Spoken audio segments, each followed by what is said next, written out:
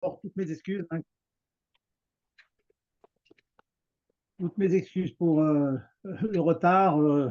Je passais pas mal de temps avec notre ami Gérard tout à l'heure pour pouvoir brancher les tablettes, etc.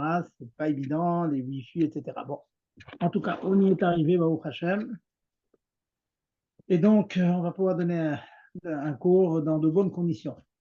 Bezrat Hashem. Alors, avant de dire quelques halakhot, comme notre usage, notre habitude, on vit avec son temps, et c'est pas un vain mot, vivre avec la paracha, avec nos enseignements. On est tellement, Il y a maman qui livre à 8h30, je peux lui dire. on est tellement accablé d'informations maintenant, surtout en Eretz Israël. Malheureusement, on entend s'égrener le nom des tzadikim qui donnent leur vie pour Eretz Israël. En France, c'est la grosse pagaille, c'est le chaos avec les élections et puis je ne vais pas appeler ça la victoire, mais enfin l'apparente allégresse des ennemis d'Israël, les filles, etc. Donc, on est tous pris par ces événements. On ne peut pas ne pas s'intéresser, ne pas au moins se tenir au courant de ce qui se passe. Mais bon, franchement, on n'est pas inquiet. On sait que tout ça fait partie du plan divin qui va nous amener très bientôt à Mashiach. Donc, on ne s'inquiète pas. On est tranquille, on pense bien, ça sera bien. Et bien sûr, on est intelligent. Ça veut dire que lorsqu'on nous demande de voter, il faut y aller, il faut réfléchir. Qu'est-ce qui est bon pour notre intérêt, l'intérêt du clan d'Israël, d'Eretz Israël, à tous les niveaux, au niveau social, au niveau cache-route et des implications. Donc, de nos rapports avec la Médina dans laquelle on vit, sur laquelle d'ailleurs nos sages demandent de prier pour eux. Parce que s'il y a le chaos, hein, s'il n'y a pas de tribunaux, c'est la catastrophe. Et il manque, en l'occurrence, une des mitzvot des Shiva qui consiste, comme vous le savez, à vivre dans un pays où il y a des tribunaux. C'est fondamental, c'est là. Voilà donc l'événement. Maintenant, je vais revenir donc à la vraie actualité, celle de la Torah, et en rapport avec la date de ce soir. Aujourd'hui, on a vécu la journée du Bet Tammuz et on rentre maintenant doucement dans le Gimel Tammuz. La date où s'est occulté à nos yeux donc le physique du rabbi, on va dire le physique du rabbi. Et donc, on se réunit, on parle, on fait Idvadut, on fait Fabringen, on parle de tout ce que nous donne le rabbi. Et ça, c'est quelque chose de fondamental de rester attaché à ses enseignements, parce que notre vitalité vient par les enseignements qu'il a donc donnés dans notre dor. D'une génération à l'autre, les oraot, les enseignements ne sont pas forcément les mêmes. La Torah est éternelle, elle ne change pas, mais les points sur lesquels il faut mettre le dagesh, mais maï ave zahir tfe, dans quoi nous devons être particulièrement zahir, zahir au sens faire attention et au sens briller, Zohar comme Zohar, Zohar Akia, eh ben c'est le rabbi qui nous l'a dit. Notre génération, c'est la génération de Mashiach et qui se manifeste par le fait qu'on est investi constamment pour ramener tous les juifs à la Torah. Et bien sûr, à la Torah et dans le niveau de la Torah et avec le niveau de la Torah. Alors vous allez me demander, ok, ça c'est l'actualité, mais quel rapport avec la paracha? On a vécu dans plusieurs parashiot, Shlach Lecha, la grande aventure des Meraglim, on fait du Lashon Hara sur Eretz Israël, et à cause desquels, malheureusement, le terrible décret est tombé sur le cas d'Israël, que toutes ces générations qui avaient entre 20 et 60 ans, eh bien, ne rentreraient pas en Eretz Israël, mais seraient enterrées dans le désert, comme chacun le sait. Et puis à la suite de ça, regardez la chronologie, le Mefarshim remarque que c'est à la suite de l'aventure des Meraglim qu'on a l'épisode de Korach et sa contestation, qui ont remis l'autorité de Moshe et de Aaron en question, et on connaît leur sort, la terre s'est ouverte. Bon. On va tâcher ce soir, je voudrais venir brièvement, bien sûr, brièvement, un shiur de l'Acha, mais l'Acha doit toujours connecter avec la Avoda concrète, pour pouvoir appliquer ces halachot avec chayout, avec vitalité, avec chaleur, pas le faire comme de manière mécanique. Donc, il faut toujours être attaché donc, à la plimiout de chaque chose, la Haggadah, tout simplement les Haggadot, tu chasses, et dans les livres. Eh bien, il y a une lecture chassidique, déjà depuis le Maharal de Prague, depuis le Shlomo Kadosh, à ma connaissance peut-être même auparavant. Eh bien, il y a une lecture chassidique de l'épisode des Meraglim. On a eu l'occasion d'en parler. C'est que les Meraglim étaient kshérim à leur départ. Et quelle était leur kavana? Quelle était leur intention? Quel était le but du Lashon Hara qu'ils ont fait? Que cherchaient-ils? Dans chaque chose, se cherchait la pnimiout, qu'est-ce qu'ils cherchaient? Et vous savez tous qu'ils avaient une kavana tout à fait les Shem Shamaim. À savoir que dans le désert, ils vivaient une vie pachout idéale, idéale, qu'on souhaite à chacun d'entre nous, qu'on souhaite à nos enfants.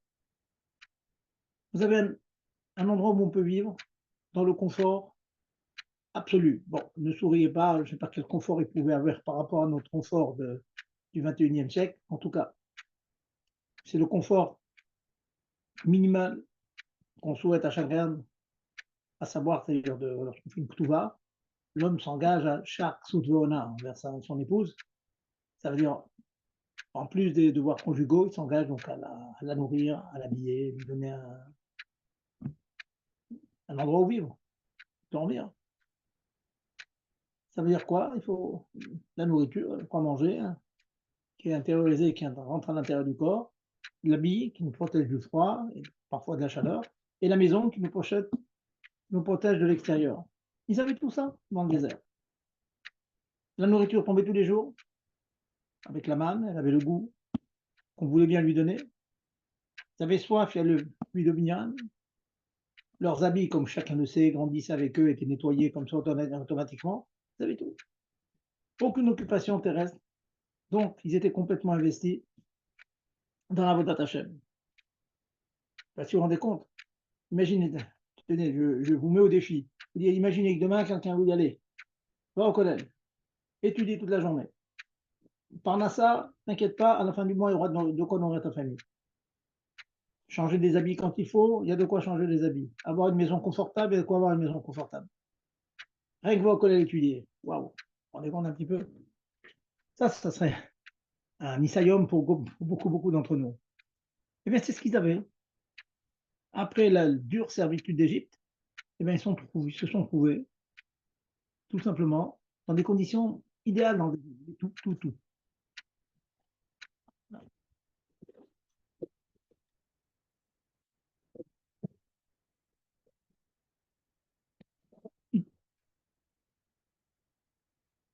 Ayant tout dans le désert, donc, la Kavana des Meraglim, après cette lecture, on va dire kabbalistique, chassidique de la paracha, eh bien, donc ils ont tout fait pour ne pas rentrer en Eretz Israël. Ils ne voulaient pas rentrer en Eretz Israël. Ils voulaient rester dans le désert. C'était une erreur profonde, mais qui est tout à fait, comme on dit, audible. Quand on entend deux thèses, parfois, bon, on sait qu'il y en a une qui est vraie, l'autre qui l'est moins, mais elles sont chacune audibles. Je ne sais pas si vous êtes arrivé, j'en vois beaucoup de gens qui écoutent les candidats aux élections.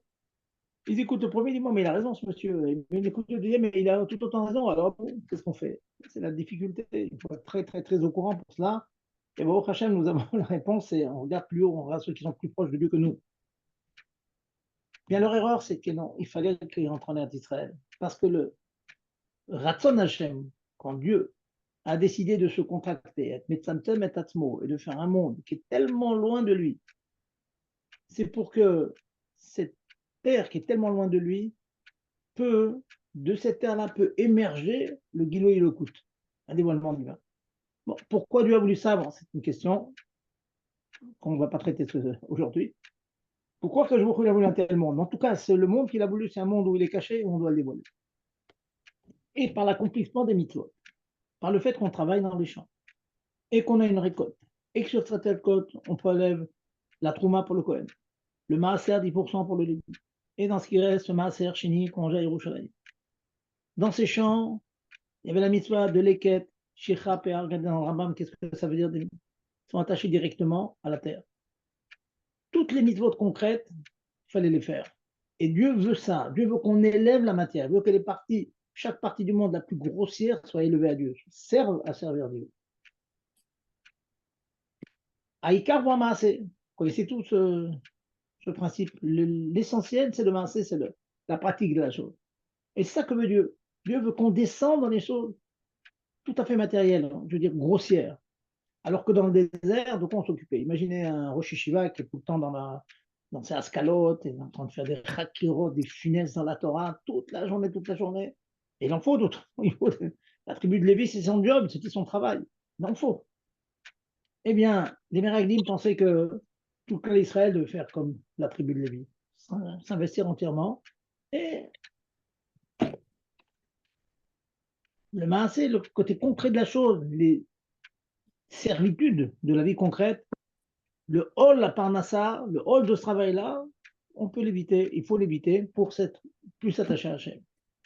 L'erreur, c'est que non, Dieu ne veut pas que ça. Ça existe certes, mais il ne veut pas que ça. Bon, ça, point à la ligne pour le rappel rapide de l'erreur des Meraglim. Et puis, Korah revient et il se révolte contre Moshe. Encore une fois, la lecture chassidique de la révolte de Korah. Et on remarque que la révolte de Korah est citée dans la Torah juste après la révolte des Meraglim. De là, on déduit qu'il y a un rapport profond entre les deux. C'est quoi le rapport profond? Eh bien, Tana, l'argument de Korah, puisque maintenant, quand je vous décider,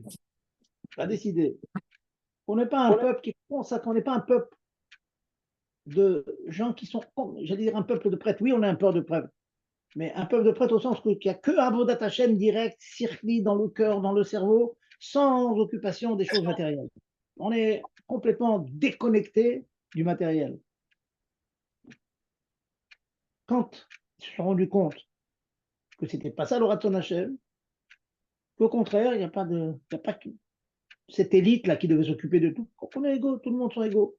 Celui qui s'occupe de son champ, bien sûr, il doit consacrer une partie de sa journée à étudier, à prier, c'est ça. Mais il y a une grosse partie de son temps où il s'occupe des choses matérielles. Là, il est égal au grand. L'exemple très simple, au niveau du Kiyum mitzvot, des 613 mitzvot, un homme simple qui met les tefilines, il fait la même mitzvah que le tzaddik ador qui met les tefilines. Il met tzitzit, il fait la même mitzvah. Certes, dans la ferveur qu'il va mettre, il y aura certainement des différences. Mais tachles, dans les faits, ce que Dieu demande, c'est l'accomplissement physique, matériel de la mitzvah. Et ça, on est tous égaux. Alors, Korah vient et dit, puisqu'on est tous égaux, pourquoi vous élevez sur les autres? On est tous égaux. Ça, c'est la Tana de Korah. La matitnasu, pourquoi vous élevez au-dessus des autres? On est tous égaux. Et ça aussi, c'était une erreur. Ça, c'était une erreur. C'est que, certes, on a une partie de nous-mêmes, de notre avoda, où on est tous égaux dans l'accomplissement pratique.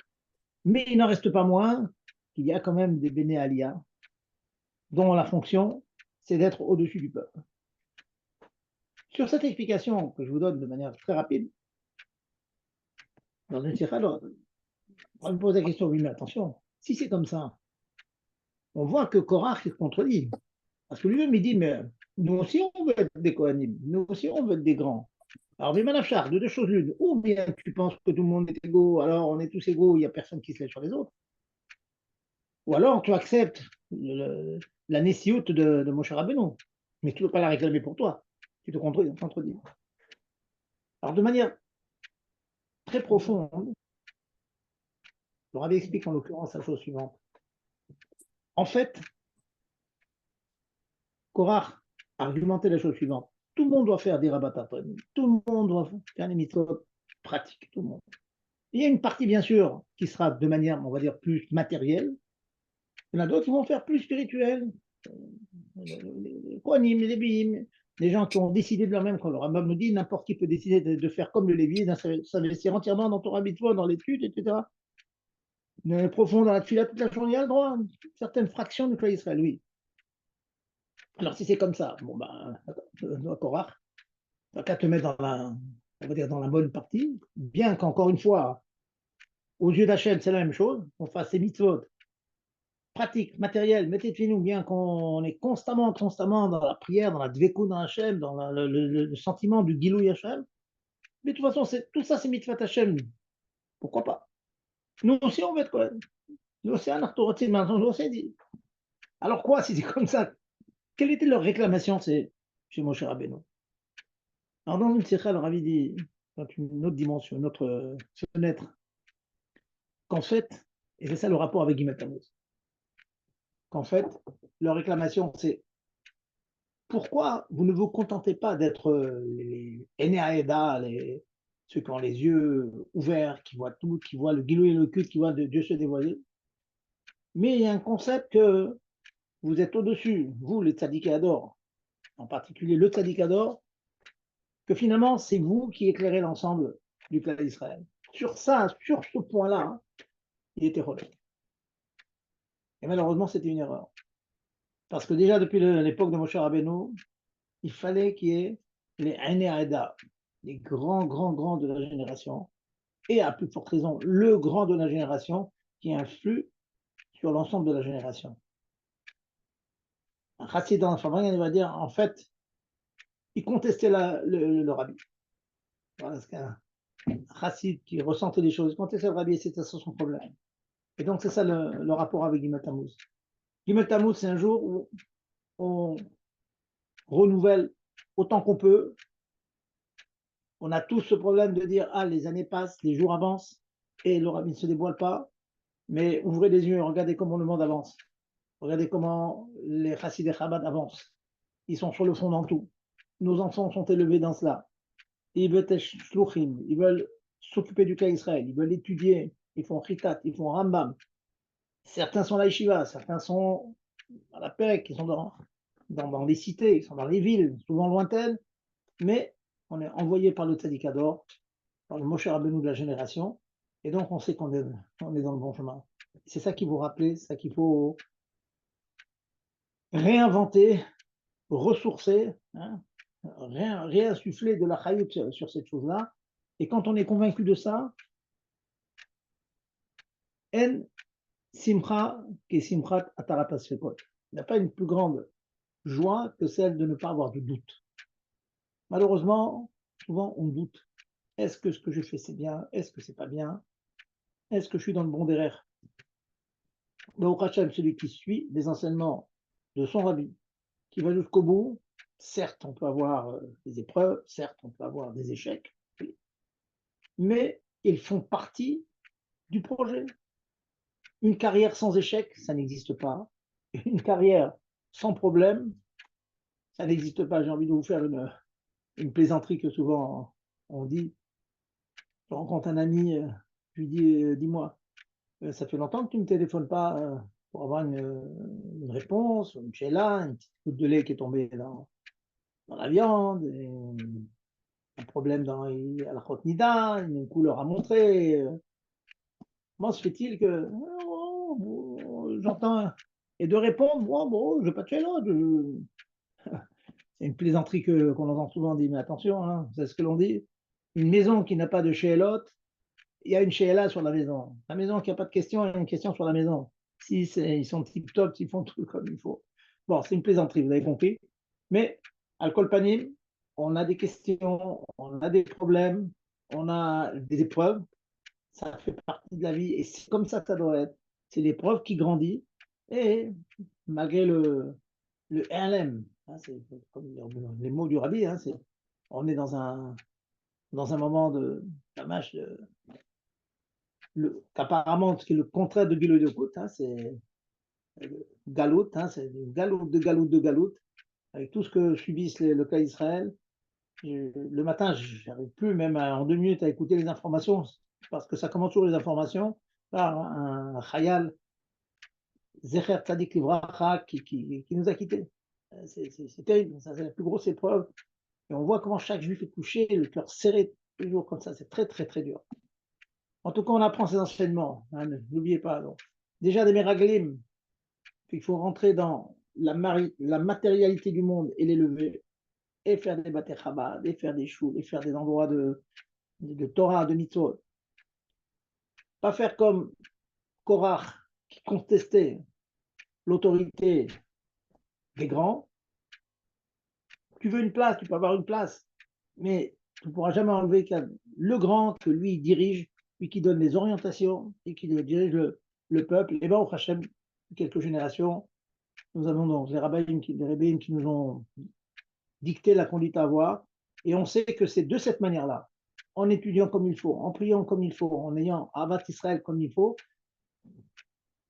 Regardez le Hayam Yom d'aujourd'hui. Hein, je vais rappeler le premier mot que l'on dit la tefila le matin. Il est bon le matin de se rappeler, avant de commencer la tefila, pour se unir à Dieu, qu'est-ce qu'il faut dire? Il faut se rappeler la mitzvah de Ve'ahavta l'erecha kamocha. Il faut penser à Avat Israël. Parce que c'est pas Avat Israël, hein, l'amour du prochain, qu'on aime Dieu. On peut se travailler là-dessus, on doit se travailler là-dessus. Et donc, on le fait du mieux que l'on peut. Et ô combien le rabbi a influencé toute la génération au fait que notre problème, c'est que les Juifs fassent une mitzvah. On va, dans toutes les smarotes, je me parle personnellement, quelquefois, je vais être même messader à un mariage. Parfois, j'oublie d'amener mes filles, je m'en veux beaucoup. Pourquoi? Parce que chaque fois qu'on prend cette filine, c'est sûr qu'on rencontre un juif qui ne les a pas mis et on sait qu'on a fait une mitzvah de plus. On parle à une fille, une jeune fille ou une dame qu'il faut qu'elle allume les bougies, eh bien, on a fait une mitzvah. Leur rappeler de faire attention à chaque mitzvah, ne jamais oublier de dire un mot. Un mot n'est jamais dit en vain. Combien de fois j'ai dit des mots comme ça parce qu'il fallait parler, parce qu'il fallait que le Rav dise quelque chose. Et puis, il y a un retour extraordinaire parfois un mois plus tard, parfois un an plus tard, parfois plusieurs années. Ah, vous avez dit quelque chose. Donc, n'hésitez jamais à parler, à vider votre cœur auprès de vos amis, dire à quel point on doit aimer son prochain et que c'est ça qui va amener Mashiach Bezat Hashem. Voilà donc pour le mot des parachutes que l'on vit. Maintenant, on va rapidement passer à quelques halachot. Je vais vous faire quelque chose d'un peu plus original. Je ne pense pas que nous ayons eu l'occasion d'en parler les dernières années. C'est le point de ce qu'on appelle Shinui Makom. Shinui Makom. Et j'ai remarqué que ce sont des halachot que malheureusement n'y sont pas très très connus. On en a entendu parler, on les a vus. On fait le cheder, on parlait ça au cheder, dans la première année Shiva. Et je vais vous rappeler donc le concept de brachot, de dire une bracha, c'est un concept très très fort qui, dans l'immense majorité des cas, est un précepte des Rabbanan. Vous savez que parmi les 7 mitzvot, les 6 mitzvot pardon, des Rabbanan, hein, il y a 613 mitzvot, et 7 mitzvot des Rabbanan. 613 et 7, ça fait 620. Il y a 7 des Rabbanan. Une de ces 7 mitzvot des Rabbanan, c'est l'ensemble de l'institution des brachot. Le fait qu'avant de manger une pomme, je peux faire une bracha. Cette pomme, elle est kadosh. Elle appartient à Dieu. Je vais la descendre dans mon corps. Je vais la signer dans mon corps. Pour pouvoir la descendre de cette madriga de Kodesh, je dois passer par une espèce de rachat. C'est comme quand on a du maaser sheni, par exemple, on rachète le maaser sheni et la doucha du maaser sheni, on la met dans une pièce. Et puis on allait à l'Yerushalayim le manger, le consommer. Le fait de faire la bracha, c'est d'abord se rappeler que tout vient d'Hachem. Béni soit-il, béni, ça veut dire descendre dans le monde. Il y a un bracha, en français, c'est le marcot. Les avrir, c'est marcoter. Marcoter, c'est prendre une branche et liée au sol et la descendre pour la lier à une deuxième partie afin que l'arbre, la plante pousse un peu mieux. Baruch, on demande à Hachem de descendre dans le monde et pour telle ou telle raison, une pomme, un légume, de l'eau, l'équipe. Ça, c'est la bracha. Nos chachamim ont mis certaines conditions pour l'application de ces brachot. Entre autres, c'est la notion de kviyut. Quand je fais une bracha sur une pomme, eh bien, ma bracha, donc, elle tombe sur la pomme, je peux manger la pomme. Mais ils ont lié ça au makom. Il est important, le makom où j'ai fait la bracha est important.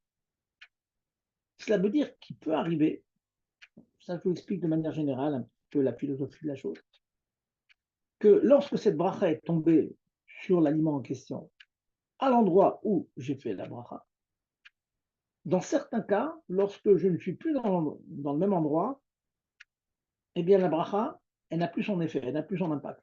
Il faut la recommencer. Alors, ces quelques mots que je viens de vous dire, c'est une très très grosse sujet, un gros sujet, et dans la Gemara, dans le Safrim, et dans le Shulchan Aruch. Il y a beaucoup de discussions.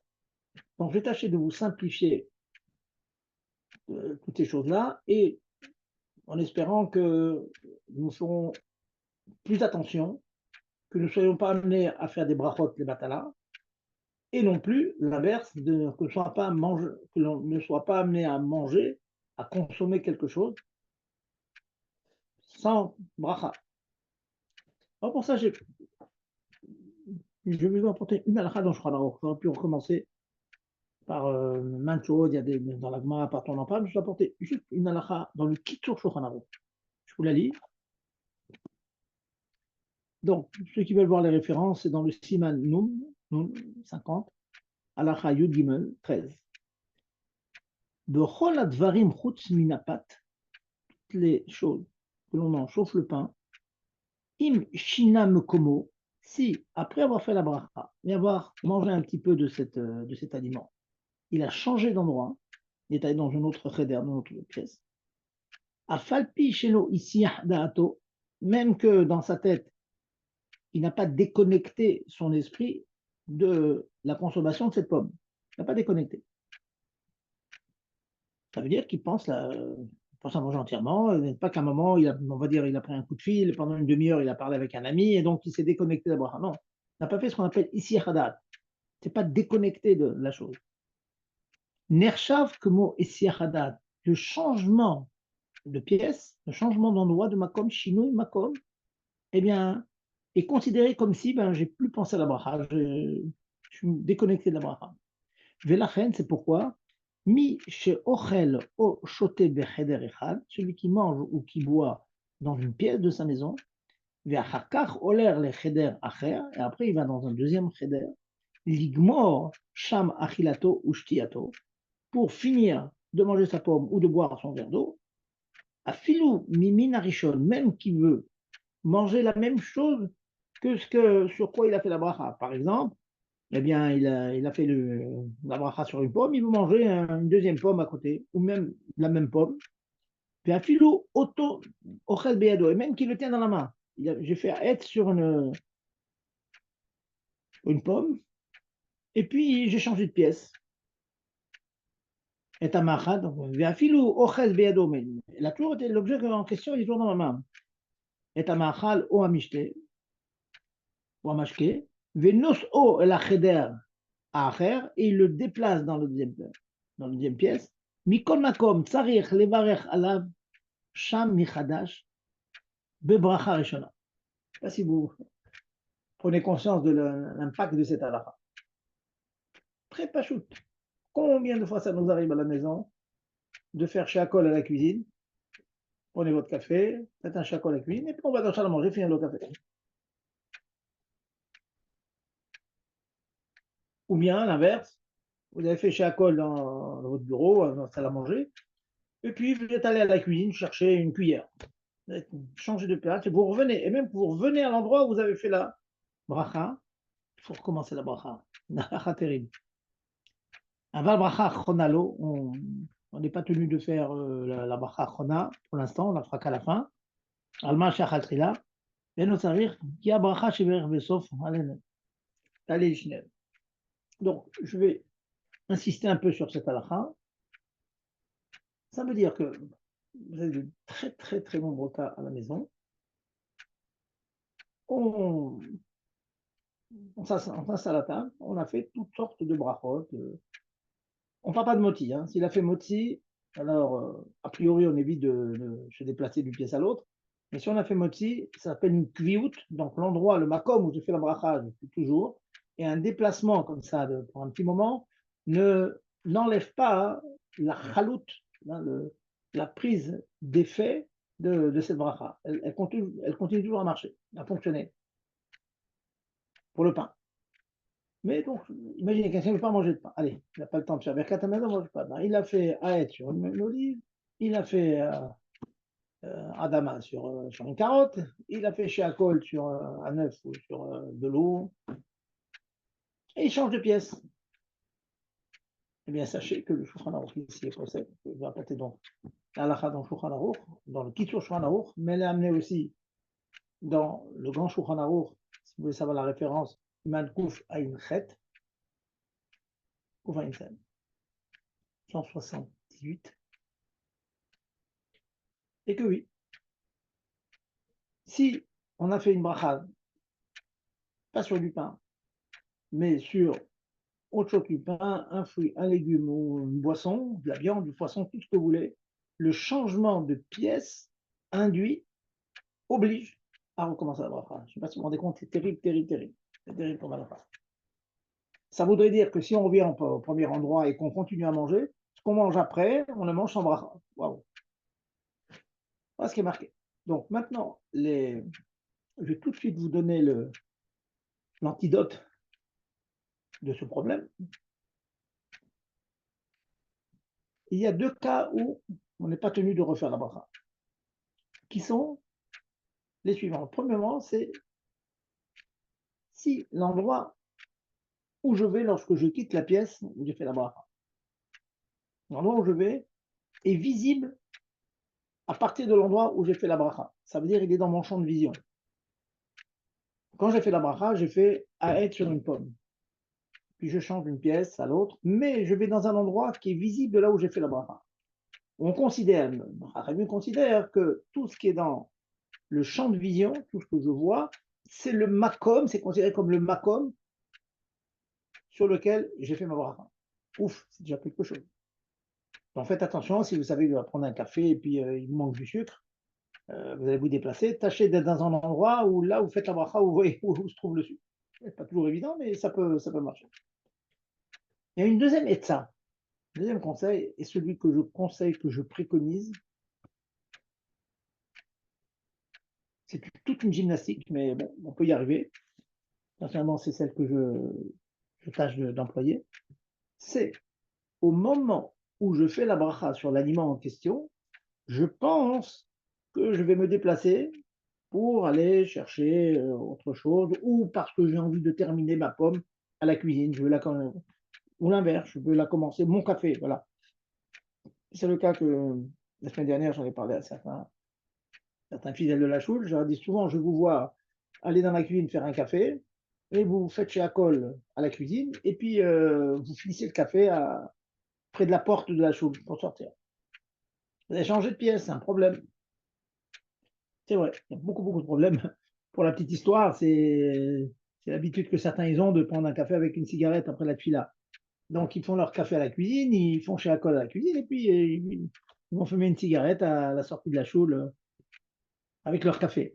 Paraît-il, c'est un grand plaisir. Bon. Eh bien, j'aurais dit, vous rentrez dans un problème. Voilà. Donc, sac du Shulchan Aruch. Sac du Shulchan Aruch. Il faut absolument rester dans le même endroit. Rassurez-vous, hein, je vais tempérer un petit peu la dureté de cette halakha tout à l'heure, on va voir, mais déjà, je vais vous mentionner brutalement dans ce que le Shulchan Aruch dit sur ce qu'on appelle chez Makom. Maintenant, vous allez me demander, est-ce que si j'ai mangé du gâteau, ou bien si j'ai mangé des fruits d'Eretz Israël, ça veut dire des fruits sur lesquels on fait le petit Birkat Hamazon, Alaez, Vapered, Vasadeh, Valeres, Rondatova, etc. Est-ce que si on fait le petit Birkat Hamazon, si on fait le petit Birkat Hamazon, c'est que c'est un aliment chachouv, qui est considéré comme une kviout, c'est fixé, ça ressemble au pain en quelque sorte. Pour le pain, non. Si on a fait motzi, on peut se déplacer, on évite, mais si on doit, on peut se déplacer sans être obligé de recommencer la bracha. Eh bien, sachez que pour les gâteaux et les fruits d'Eretz Israël, comme les raisins, etc., il y a un doute si le fait de changer de pièce nous oblige à recommencer la bracha. C'est un doute. Le Admor Hazaken est posek que dans le doute, ça fait brachot leaken. C'est-à-dire, si je mange un gâteau, je vais aller à la cuisine, et je finis le gâteau à la cuisine, ou bien je reviens, je vais d'abord à la cuisine, et je reviens dans la salle à manger où j'ai fait ma bracha sur le gâteau, dans ce cas-là, il y a le Mordaken, c'est Marloket, c'est Marloket dans les poskim.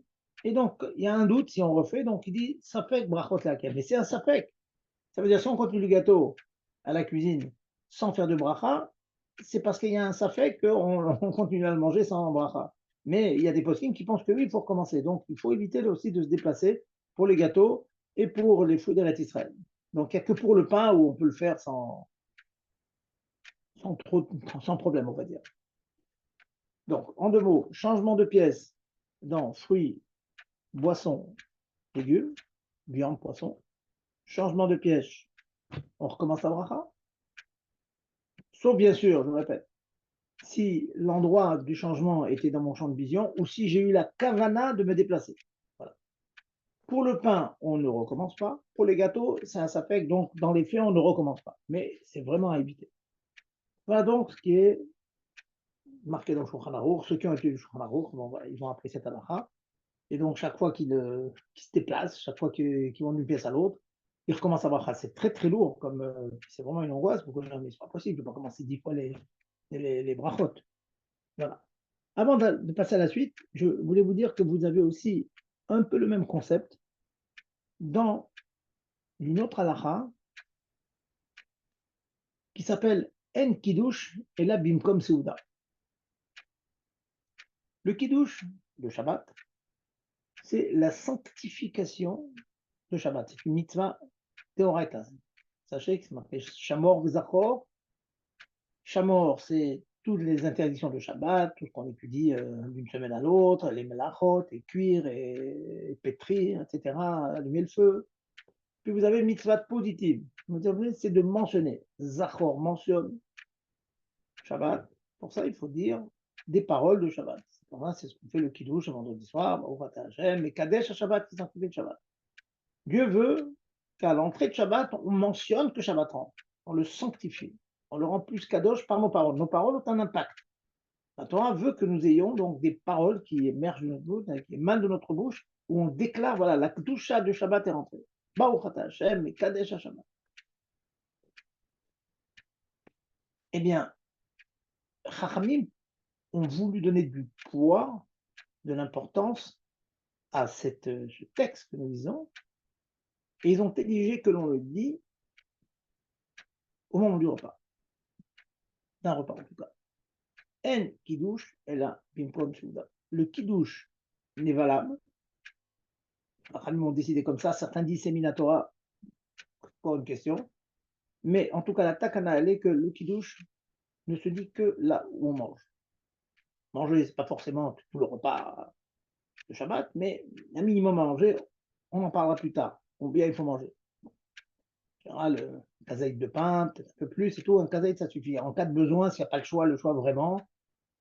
Encore une fois, on en parlera plus tard. Le fait de boire le midi, de boire un deuxième verre, ou le fait de. Bon, il y a des cas où on peut ne pas manger, ou c'est pas qu'on peut ne pas manger, c'est que on peut se considérer que le fait de boire un autre verre de vin, hein, c'est considéré comme une séouda. En tout cas, il faut faire une séouda. Eh bien, on a le même problème dans ce principe que je suis en train d'émettre, à savoir que N kiddush est la même comme Souda. Le kiddush n'est valable que dans le makom Souda. Qu'est-ce qu'on appelle comme Souda? Si je fais kiddush, alors, un marasé qu'on a eu à notre choule récemment, quelqu'un est allé dans la chambre où les femmes font kiddush, un homme, il les a acquis du kiddush. Une fois qu'il a quitté les dames, il a acquitté les dames, il va dans la pièce où les hommes se réunissent, font fabrigan. Et il mange dans la deuxième pièce. Eh bien, c'est un vrai problème. Parce que le fait qu'il ait changé de pièce, à l'image de ce que je viens de décrire maintenant, à savoir que lorsqu'on change de pièce, eh bien, on a perdu la bracha, il faut recommencer la bracha. C'est la même chose aussi pour le kiddush, qui doit être dit là où on mange. Donc, une personne qui fait kiddush, imaginons quelqu'un qui fait kiddush à la choule. Allez, il y a un minag dans la Gemara qui existe encore de nos jours. À la choule, le rave, il fait kiddush sur du vin. Il fait goûter un enfant un petit peu, et voilà, il faut kiddush. Mais personne ne mange. Mais il faut savoir que personne n'est kiddush ou kiddush. À quoi il sert, donc c'est une autre question.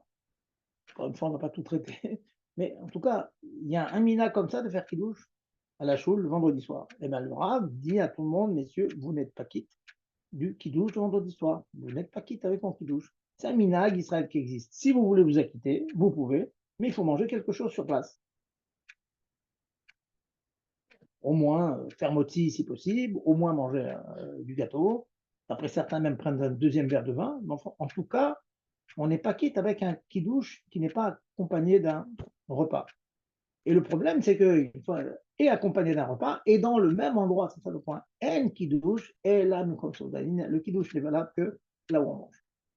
Vous voyez, donc je fais le rapprochement, le lien entre le lien de Shinui Makom, le sujet de changer de Makom. Est-ce que la bracha dans la première pièce se transporte dans la deuxième? Et on a vu que non, sauf exception. Pareil aussi, j'ai fait kiddush dans une pièce, j'ai même peut-être bu goûter le vin, ou bien, comme j'ai dit tout à l'heure, les calèches, ils goûtent un petit peu, et puis ils laissent le verre de vin chez les dames boivent le vin, tout le réveil de vin. Et puis lui, il change de pièce. Donc, il va manger dans un autre endroit que là où il a fait kiddush. Donc, le repas, c'est un autre. Eh bien non, ça ne marche pas.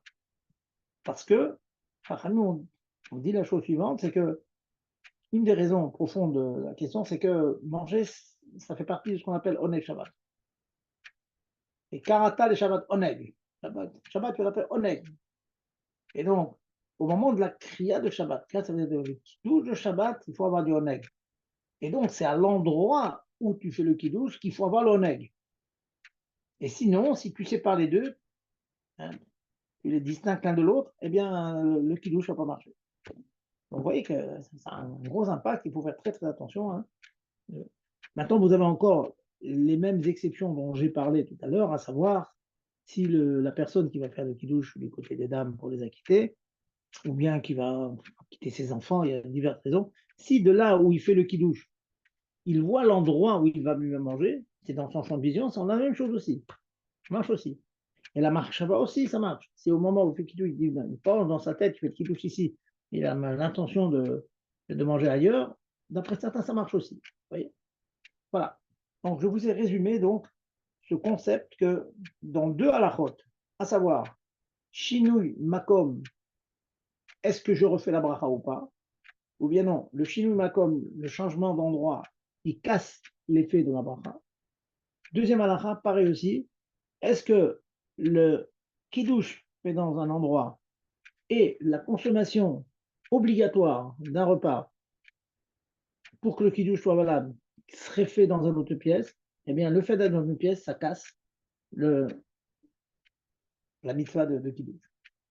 Voilà donc, en résumé, ce que je voulais vous dire. Et donc, regardez dans votre vie combien de fois on peut être nircha dans ça. Je constate très très souvent que les gens font kiddush quelque part et puis ils vont manger ailleurs et puis ils font une bracha dans une pièce et puis ils vont à l'étage et ils continuent à avoir leur café. C'est mamash maasim bekolium et donc il faut faire extrêmement attention à ça. Je vous rassure, hein, j'en suis à la première étape. On va ensuite trouver ce qu'on appelle un limut route. On va essayer de comprendre s'il y a un moyen de justifier cette attitude, ce minhag haolam, cette coutume que les gens ont de ne pas trop faire attention au halachot dont je viens de parler. On va tâcher de trouver, donc, les défendre, mais il n'en reste pas moins qu'il faudra quand même être extrêmement vigilant, ne pas rentrer dans une pirza de chouka, pas rentrer dans une brèche pour faire les choses calmes.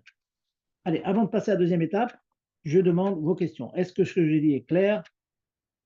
Est-ce qu'il n'y a pas de sphécote? Allez-y, je vous écoute. Je vais vous demander, s'il vous plaît, euh, Oui. est-ce que le N kiddush bli seuda, c'est ça? Est-ce que Et là, c'est il y a un et là, kidouche là où on mange. il y a un kiddush là où on mange, voilà. Bon, mais Seulement, seulement là où on mange. est-ce que celui du samedi midi, Shabbat midi, est-ce que ça a moins d'exigences que celui du Pas du tout. vendredi soir? Pas du tout. Pas du tout. Dans certaines autres choses, oui. Oui, mais pour le kidouche comme Seuda, il n'y a pas de. pas moins d'exigence, non. Si vous faites quelqu'un qui fait kidouche, il écoute le kidouche à la soule, il mange pas, il mange des olives, enfin, bref, comme ça, mais il mange pas de gâteau, c'est assaut. Pachout, c'est assaut. Parce qu'il n'est pas qui du kidouche et il mange sans, alors qu'il a pas fait kidouche. Son kidouche ne vaut rien. Mais lorsqu'il est à la choule, il veut pas forcément se rendre quitte du kidouche, puisqu'il va rentrer chez lui. Oui, mais ce qu'il va manger à la choule, qu'est-ce qu'il va manger? Là, en fait, il suit le mouvement de la communauté, mais Voilà, donc il va manger. Ah ben, il ne faut pas se cacher. Tous les gens qui sont à la choule, ils mangent. Ah, ben, vraiment, tous les gens que je connais, moi, je n'ai jamais vu quelqu'un qui mangerait à la choule quand il y a un beau kidouche. Tout le monde mange. Donc, pour manger, il faut absolument se rendre quitte du kidouche. Donc, il faut ah, absolument d'accord. manger du gâteau. Ça, on n'y coupe pas. Hein. Il faut le dire clairement, que chacun doit rester de chacun. Et je vois souvent des gens qui commencent à grignoter un petit peu, ils ne mangent pas de gâteau, ils ont à peine goûté le kidouche, ils ont à peine goûté le kidouche, ils mangent un tas de choses, c'est complètement interdit. D'accord. Pourquoi? Pourquoi c'est interdit? Interdit simplement parce qu'ils mangent sans être du kidouche. C'est interdit de manger tant. Après la tefila, on n'a pas le droit de manger tant qu'on n'a pas fait le kidouche. C'est ça, c'est ça. Ah oui, Et alors, cette histoire enfin, cette règle, comme quoi on peut juste écouter le kidouche et après on peut manger. Est-ce que c'est vrai qu'on n'est pas c'est forcément. absolument vrai. C'est absolument vrai. Si on écoute le kidouche, et le principe de Shomer Kaone, celui qui entend, c'est comme s'il l'a dit, et même que lui, il n'a pas goûté le vin. C'est le Mevarer, celui qui fait le kidouche, qui goûte le vin. Je suis quitte de la première partie du kidouche, à savoir de la partie de vin, mais j'ai encore une condition qui s'appelle un kidouche n'est bon que là où je mange. Donc, si je ne mange pas du gâteau, eh bien, le kidouche qu'a fait le Mekadesh ne m'a pas acquitté. C'est un autre problème, il y a deux choses.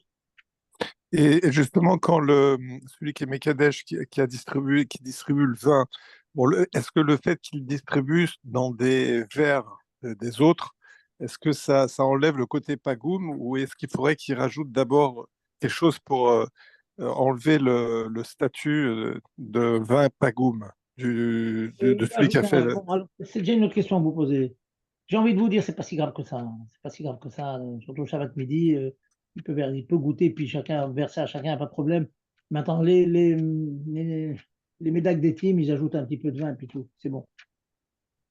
Ils ajoutent D'accord, un peu de vin dans le verre. C'est ce qu'on fait très souvent. Hein. C'est le Mekadesh. Le Mekadesh, quand je fais le kidouche, je fais kidouche, je bois la moitié du verre et puis je remplis le verre, donc j'enlève le pneume. d'accord, Voilà. merci. Autre question? Allez-y. Bonsoir, Rav. Bonsoir. J'ai une petite question. Alors, quand on fait kidouche à la soupe, donc et qu'on s'acquitte effectivement en mangeant en maisonnote, quand on rentre à la maison, est-ce qu'on doit refaire kidouche ou on est quitte du kidouche du Shabbat? Alors, votre question, Dagmar, elle pose la question. Elle demande si on est quitte du kiddush à la choule. Dagmar demande la question alors, on voit que les gens souvent ils refont le kiddush. Dagmar répond on refait le kiddush si vous acquittez quelqu'un d'autre. Très, très souvent, ça dépend de qui, mais très souvent, dans les familles où il y a des enfants, il faut acquitter des enfants. Le père peut recommencer. Si sa femme est à la maison, il refait kiddush pour sa femme. Si sa femme est avec lui à la choule et qu'il a sa maman ou quelqu'un d'autre à la maison, il refait kiddush à la maison. Mais s'il n'y a personne à la maison, il a fait kiddush, lui et sa femme à la choule, il rentre à la maison, on ne recommence pas, bien sûr, mais ils font le repas, c'est tout. D'accord, merci beaucoup. Je vous en prie. Bonsoir, Rav. Je vais vous demander une Oui, question, s'il vous plaît. oui. Concernant le kidouche, que vous avez dit qu'il n'y a personne, on va dire, pour faire kidouche pour les femmes. Et maintenant, la personne a fait le kidouche et il n'a pas mangé. Il a fait que pour les femmes. Est-ce qu'il peut refaire kidouche là où il va faire faringuin? C'est-à-dire qu'il a goûté, lui, mais il n'a pas mangé de maisonnote. Mais il a fait que pour que les femmes mangent. Donc, les femmes, elles ont entendu. Elles goûtent de maisonnote. Et après, lui, il retourne là où il va y avoir le farmingen. Est-ce qu'il doit refaire qu'il douche? Parce que justement, il n'a rien goûté. Il n'est pas yotsé. Absolument, il n'est pas quitte. S'il n'a pas mangé dans la chambre du côté des dames, donc il n'est pas quitte de kiddush. Mais alors, Il est-ce va que c'est pas bracha et batala de refaire le kidouche, de refaire la bracha pour le gafen? Pas vraiment, parce que grâce à son kiddush chez les femmes, il a quand même acquitté les femmes. Très bien. Elle a quitté les femmes. Tu sais, je connais un cas comme ça, une personne qui va faire kidouche à sa maman. Sa maman, elle habite pas très loin de chez lui. Il fait les kidouches à sa maman, il ne mange rien. Il lui fait tout. Il la quitte sa maman. C'est la maman qui goûte le vin, etc. Puis il rentre chez lui, il fait kidouche pour lui et sa famille. Bien sûr, c'est D'accord. envisageable. Alors, merci beaucoup. Et deuxième question, comme vous avez dit tout à l'heure, il fait la bracha donc, dans un endroit, et il a la kavana de continuer dans l'autre endroit.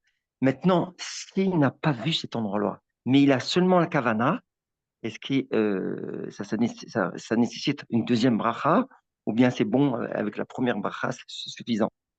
Si la kavana s'envoie à l'endroit, vous dites, Oui, ça va tout le temps. Oui, les deux conditions que j'ai dit sont deux conditions indépendantes. Je n'ai pas besoin des deux tnaïm, l'un ou l'autre. d'accord, très Ou très bien. bien il voit l'endroit, ou bien il a la kavana. Merci beaucoup. Jazakallah. Allez-y, autre question. Raph, je peux vous poser une petite question par rapport au kidouche du matin, Shabbat matin. Il y a beaucoup de Oui. séparadines qui font kidouche pour pouvoir manger. Et, je voulais savoir, parce que chez Rabat, on ne fait pas ça normalement. Mais est-ce que normalement, on doit faire kidouche à partir du moment où on fait la tfila, c'est ça? Oui. C'est quoi votre Donc, question? et la question, c'est que c'est pas spécialement quand ils font la tfila qu'ils font kidouche. C'est qu'ils font le kidouche le matin, avant la tfila, pour pouvoir manger. Oui. Effectivement, il y a des Que, qui comme ça. Et les personnes qui font comme cela, je vais vous dire la profondeur de chacune des ananas. Chaque anaga est bonne, hein, je vous rassure. C'est les femmes qui font kidouche chez elles. Et théoriquement, si elles font la tuila, elles n'ont pas le droit. Qu'elles fassent leur tuila, ensuite elles fassent kidouche. Donc, ce sont des femmes qui ne font pas la tuila. Elles sont chez elles, s'occupent des enfants, elles ne font pas la tuila. Si elles ne font pas la tuila, alors elles sont quittes de la tuila, parce que sachez, hein, il faudrait que je donne un cours un tout là-dessus, c'est que les femmes sont chayavot de faire une tuila. Contrairement à ce qu'on croit, on s'imagine que les filles sont hautes, c'est pas vrai. Les femmes doivent faire une tuila, une amida, au moins une. Normalement, il faut faire deux, mais au moins une. Alors, donc, on considère qu'elles sont quittes de la tuila par les brachot qu'elles ont dit, les quelques psukim qu'elles disent au moment des birkot hashachar, vous voyez. Donc, elles sont considérées comme étant quittes en quelque sorte de la mitzvah de tuila, donc elles sont comme après la tuila. Donc, théoriquement, si elles doivent manger quelque chose, elles doivent faire kiddush avant. Ça, c'est la hanaga, la manière de se comporter que beaucoup de femmes ont fait dans certaines keilotes. Les femmes, elles ont pris l'habitude, elles font kiddush, leur mari est à la choule, le matin, elles se réveillent, eh bien, elles font leur brachot, etc., etc., etc. Après, elles font kiddush et puis elles mangent du gâteau. Encore une fois, je répète, si ces femmes prient, c'est bon, au Hachem, ce que je vous conseille, je vous recommande, si elles font la tuila, non. Elles doivent faire d'abord leur tuila et ensuite faire le kiddush. Maintenant, le minat Chabad et de beaucoup d'autres keilotes, c'est que non, la femme ne fait pas, elle mange, mais sans faire kiddush. Alors, sur quoi, quelle est la svara, quelle est la logique là-dedans? La logique, elle est très très forte. Elle est très forte aussi. Il y a une responsable de Moshe Feinstein qui dit la chose suivante, c'est que théoriquement, la femme est attachée à son mari. Elle est attachée à son mari. Elle est censée manger avec lui, échanger du avec lui, c'est une évidence. Et comme donc elle est attachée à son mari, son chiyuv personnel de kidouche ne tombe que quand c'est l'heure du kidouche de son mari. Vous voyez? Donc elle n'a pas de chiyuv kidouche. Maintenant, à la fin, elle veut manger. Ah, mais normalement, pour manger, je dois faire kidouche. Oui, mais tu veux pas. Théoriquement, tu es soumis, en quelque sorte, entre guillemets, tu es soumis à ton mari, puisque tu es censé le faire avec ton mari. Comme ton mari ne le fait qu'au retour de la chose bien plus tard, donc, pour l'instant, tu n'as pas de trio. Comme si elle est dans un moment où elle n'a pas d'obligation de faire kidouche, tant que le mari n'est pas là. Donc, puisque je n'ai pas d'obligation, je n'ai pas vraiment le droit de manger. Voilà, une des svarot qui a été donnée et qui justifie le fait que nos femmes, elles mangent euh, sans faire le kidouche. Elles ne font le kidouche qu'au retour du mari ou plus tard après la fila. oui, non, mais souvent elles font kidouche le matin, mais après elles vont prier. C'est ça que ma question en fait. Donc, si Normalement, non, elles vont à la choule. Vous direz elles vont à la choule. non, oui, oui, oui, elles vont à la choule ou même elles sont à la maison Ça, et elles font ça, leur prière. ça, c'est Mais d'abord elles font kidouche quoi. ça, c'est compliqué. Ça, c'est compliqué à expliquer ça. Ça, c'est compliqué. Si elles vont à la choule, surtout d'après, Baruch Hashem, les minagim sont très, très, très nombreux, mais théoriquement, elles n'ont pas de chiyuv de kiddush. Et si elles font la tfila, théoriquement, au nom de quoi? Au nom de quoi elles mangent? Si on n'est pas malade, quelqu'un qui est malade, je ne peux pas quelqu'un qui est malade. Bon, il y a des terribles comme ça, on est malade. Mais au nom de quoi elle fait kiddush avant la tfila? Est-ce qu'un homme, il a le droit de faire ça? Voilà, je pose une question. Un homme, peut faire kiddush avant la tfila? Encore une fois, je ne parle pas d'un malade, un homme normal. La tfila, il n'a pas le droit de faire kiddush, il va faire la tfila avant. Si ce n'est la svara de Ramot Shepanchan dont je vous parle, il dit qu'elle n'a pas de chiyuv parce qu'elle est attachée à son mari. Mais sinon, ma pito, au nom de quoi tu te permets de faire kiddush avant tfila? Tfila avant? C'est comme un homme. Un homme, on ne verra pas un homme qui. Encore une fois, je ne parle pas d'un malade. Un malade qui est obligé de manger le matin, c'est indispensable. Je ne parle pas de ça. Un homme qui n'est pas malade, c'est interdit de faire kiddush, manger avant. Parce que vous faites kiddush, théoriquement, vous pouvez même manger du pain avant la tfila, c'est interdit. Bon, les minagim, chacun son minag. Hein. Je vous ai expliqué donc tous les minagim. Par contre, ce dont vous parlez maintenant, c'est difficile à justifier. De faire kiddush et ensuite aller à la tfila. Ça, c'est plus difficile à expliquer. Moi, je suggère qu'elle mange son kiddush et tout, sachant qu'elle va le faire après, comme avec cette sfara de Ramon Shebanchan. Merci Voilà, beaucoup, Raph. je vous en prie. Autre question, allez-y. Mais justement, manger, ça veut dire quoi? C'est évident que si c'est pour faire Netila, mais c'est quoi si par exemple on a quelqu'un, bon, il prend Mésonote et puis que même il a pris le chiour pour que ça soit même un Birkat Amazon. Alors, donc Oui, mais ça, je vous dis tout de suite, c'est évident, évident que l'habitude que nous avons, nous, vous savez, d'après Shulchan Aruch, on n'a pas le droit de manger avec la tfila. Interdit. ah oui, Il y a des terribles pour le café et tout, mais interdit.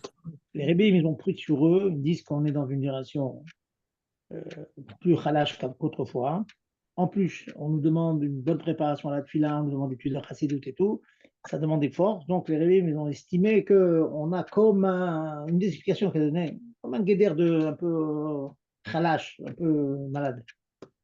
Bon, mais le malade, à qui on permet de manger, il va pas manger un repas de Shlomo Ameler, vous comprenez? C'est pour ça que moi, de manière générale, je m'oppose. Je ne sais pas dans toute famille, mais j'essaie de dire aux gens, pas faire un repas énorme avec toutes sortes de gâteaux et de brioches et de yaourts et de fromage et tout. C'est sûr que c'est pas la kavana. Vous voyez, kavana, c'est juste, euh, voilà, prendre un peu de cochotte pour aller mieux prier, c'est tout, pas plus.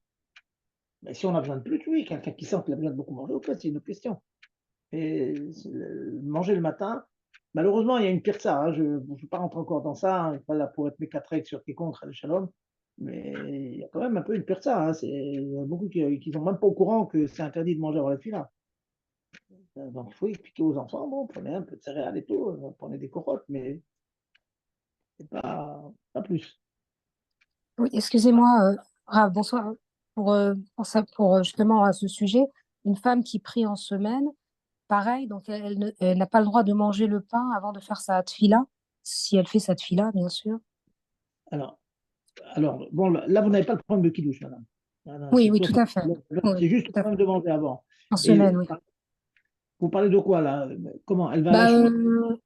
non, non, c'est-à-dire que vous dites que Frischzel. théoriquement, on n'a pas le droit de manger de pain avant la tfila. Est-ce que c'est pareil Non, aussi pour la le semaine? normal, le normal, madame, s'il n'y a pas d'autre. Je connais des dames, par exemple, qui disent, moi, je suis obligé de manger du pain, et puis en arrivant à mon travail, je trouve une demi-heure pour prier. C'est des cas d'exception. Mais le normal, si vous avez le temps chez vous de prier Oui, et de manger, oui. il faut d'abord prier puis manger. Ok, Voilà. d'accord. Bon, très bien. Oui, c'est sûr que ce sera mieux. Voilà. Bon, ben, encore une fois, sauf exception, des fois, c'est pas possible et tout, mais le Bien normal, sûr. c'est comme ça. Le normal, il y a des piquines pour ça. D'abord, on s'approche de Dieu, hein, on s'occupe Mhm. de. Mais après, on s'occupe de soi-même. Non, mais attends, si une personne est malade et s'il ne mange pas, il ne peut pas faire la prière, alors on mange et c'est tout. D'accord. Voilà. D'accord, merci. Merci, Raph. Je vous en prie. Raph, je peux me permettre encore une petite question? Oui, Quand, on est là quand pour ça. une femme, alors quand une femme, elle va faire le kidouche, donc le Shabbat matin, bah, parce qu'après sa tefila, elle va faire le kidouche pour manger. Est-ce que du coup, elle est quitte du kidouche de midi ou elle doit refaire kidouche à midi? Ah non, non, elle les quitte. avec son mari. Ah, mais c'est sûr qu'elle les quitte, c'est tout. Elle fait son kidouche. D'accord. Elle peut Merci toujours beaucoup. écouter le kidouche de son mari, mais elle est déjà quitte, quoi. C'est-à-dire, si le mari ne rentre pas, elle est quitte, quoi. Elle est tranquille. Merci beaucoup. Voilà. Autre question, s'il vous plaît, Rav. Allez-y. Voilà. Et je me suis posé la question parce que ça m'est arrivé comme ça un Shabbat. Moi, j'essaie de faire entrer plutôt le Shabbat bon, avec la communauté. Et donc, de manière générale, je fais entrer plus tôt. Et il y a une fois, ça m'est arrivé que il y a eu un invité qui, lui, fait rentrer comme la communauté rabbin, donc il fait rentrer plus tard. Et le problème, c'est que je me suis retrouvé un soir, j'étais très fatigué, j'ai fait qui douche, j'ai mangé tout seul. C'est pas des choses à faire. Mais mon épouse, bon, elle a mangé avec les invités, donc beaucoup plus tard. Alors, est-ce que j'ai le droit de faire entrer une fois comme ça plus tôt et une autre fois quand il y a un invité, donc de faire entrer avec eux parce que pour manger ensemble, quoi. Le nec de Shabbat. Voilà la Mais quand il n'y a pas question. d'invité, vous faites toujours plus tôt, Oui, moi je fais plutôt, il n'y a pas de problème, et ma femme elle mange avec moi. d'accord? Et quand il y a des invités, vous faites plus tard. Alors, pour le caveau de l'invité, parce que lui, il va rentrer beaucoup J'ai plus bien compris, tard, donc il faut comprendre. Et vous demandez quoi? Pourquoi pas? Quel est le problème? C'est quoi le problème? le problème, c'est que ça me dérange de manger tout seul, parce que quand je suis très Non, non, fatigué, non, c'est pas ça. Pourquoi vous me posez la question? Pourquoi vous ne pourriez pas le faire? Quel est le problème? Vous le faites toujours ben, plus tôt, parce que vous êtes trop fatigué, vous ne pouvez pas rester jusqu'à minuit, je comprends ça. Maintenant, de temps en temps, vous le faites parce qu'il y a un invité, ouais, oui, pourquoi pas, quoi. alors je peux faire comme ça, une fois comme ça, une fois comme ça, c'est pas grave. Oui. C'est-à-dire, Ça dérange vous pas. essayez, vous voudriez avoir des forces, vous bien habiter en Eretz Israël, on n'a pas des Shabbatot qui jusqu'à 11 h et minuit, mais voilà. En attendant, bon, vous faites ce que vous pouvez. Quand vous pouvez le faire la nuit, vous faites la nuit, et quand vous êtes obligé de le faire plus tôt parce que c'est trop fatigant, etc., vous le faites plus tôt. Non, il n'y a pas de D'accord. problème. C'est à moi de m'organiser pour manger un petit peu plus, Non, faites un pour petit le peu. mieux, c'est tout, mais il n'y a pas Voilà, de. pour le Voilà, mieux. Voilà. Donc, faut manger avec ça, avec tout le monde. on est tous désolés, hein, mais, quand on le fait plus tôt, mais bon, des fois, des fois, il n'y a pas le choix, hein. Et puis, Très bien. il y a des endroits où il n'y a pas de minyan la nuit. Alors, Voilà. bien sûr, hein, on a des problèmes. Chez nous, on a plusieurs minyanim comme ça. Il y a plusieurs minyanim, enfin plusieurs. On a des minyanim qui prient plus tôt et d'autres minyanim qui prient la nuit. Mhm. Donc, Merci beaucoup. parfois, on a d'avoir le minyan de la nuit, on a du mal parfois. Parce que Ouais, maintenant, c'est à 11 h, vous vous rendez compte, les quelques semaines qu'on vient de passer, c'est très, très tard. pas de problème.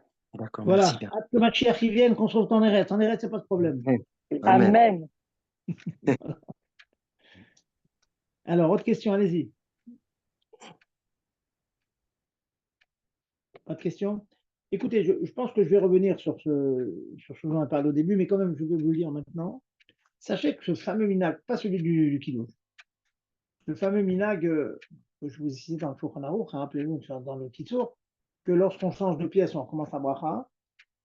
Le Chafetz Chaim dans Mishnah Berurah, il dit comme ça, il dit, c'est une halakha clairement marquée dans le Shulchan Aruch, et comme ça sort du chasse de la Gemara.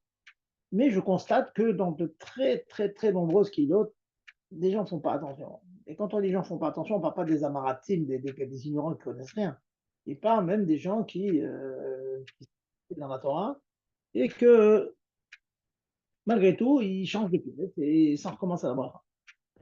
À la suite de cette constatation, on s'est dit donc, c'est une mitzvah de chercher ce qu'on appelle un limut route. On va essayer de trouver si oui ou non il y a des moyens de trouver des solutions pour cela. Et après des recherches dans les Rishonim, attention, hein, bien attention à ce que je vous dis, c'est-à-dire, il va en fait, en quelque sorte, remettre en question un psaque du Shulchan Aruch. Et Shulchan Aruch classique, hein, ça veut dire Mechaber, le Bet Yosef, le Rama, le Admor Hazaken, le Kitzur Shulchan Aruch, quoi, il va remettre en question.